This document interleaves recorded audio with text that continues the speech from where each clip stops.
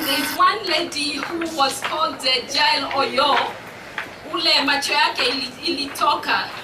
And I was with her in hospital for a very long time. And then she became my jirani in Washington, D.C. That is where I live. Na leo nasikia nina uchungu sana, nasikia nina huzuni sana kwa sababu hapa sioni mzungu yeyote. Wale wazungu wote walifariki, mimi na wakumbuka wote. Aline Kirk, nakumbuka Dalizu, na mtoto wangu tulipoenda Marekani, yeye alijoin US Army, anaitwa Mwerore Mwangi, na alipojihusisha na US Army, 9/11 ilipotendeka, mtoto wangu alikuwa ametumwa nje, na wazungu wote wamekuwa compensated.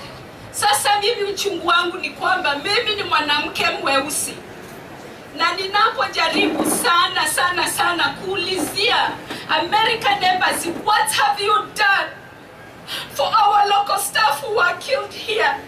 We were only killed because we wanted the American Embassy. How come I don't see any Americans here?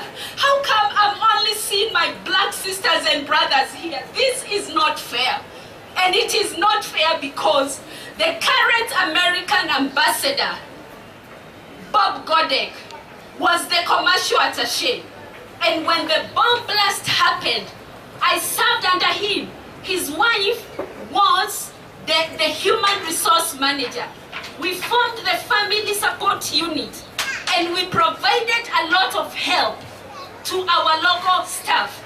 And I'm telling you that in the US, if the Americans had that today, the 18th anniversary, you are all on your own, they would feel very disappointed.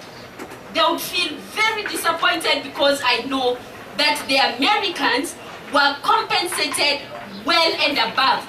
Then my message to you is this: you must stick together. Nyinyi wote lazima muungane pamoja. Na tusikubali let's not allow any white person to divide us. They have been compensated.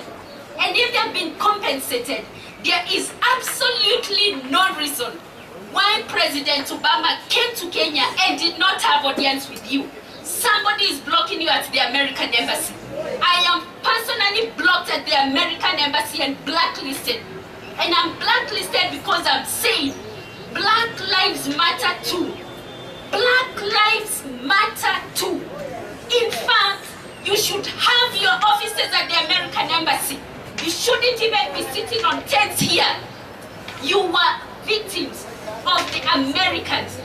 My brother is Mutahi Ngonyi. That is my little brother. And I'm here to tell you, hatuna ukabila.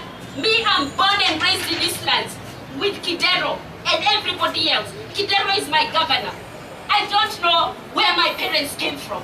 But what I know for all of you is that you should get justice.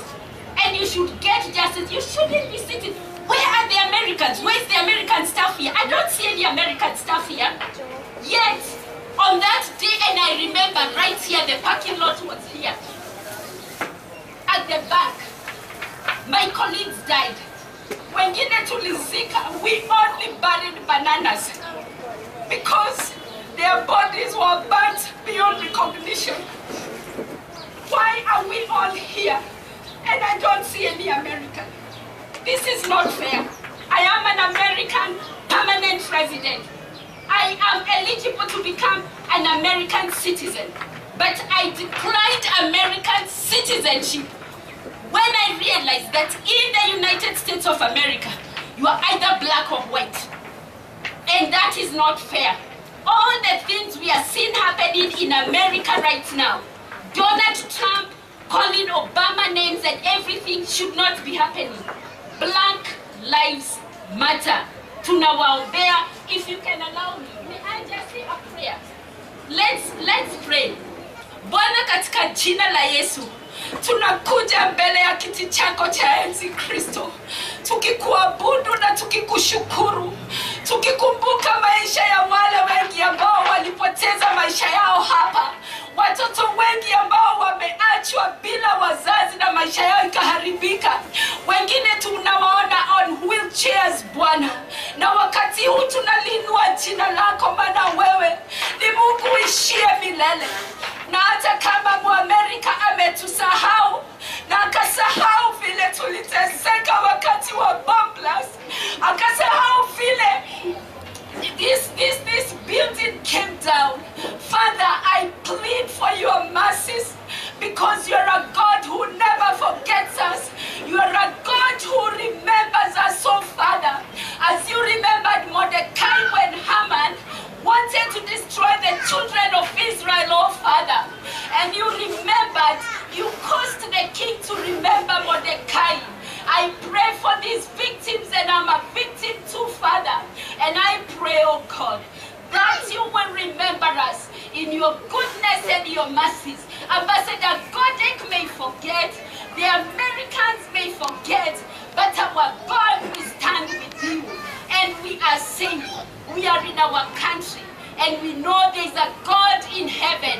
We worship a true and a living God, and we pray, Holy Father, that you will remember us in your goodness and your mercies. In Jesus' name we pray. Amen.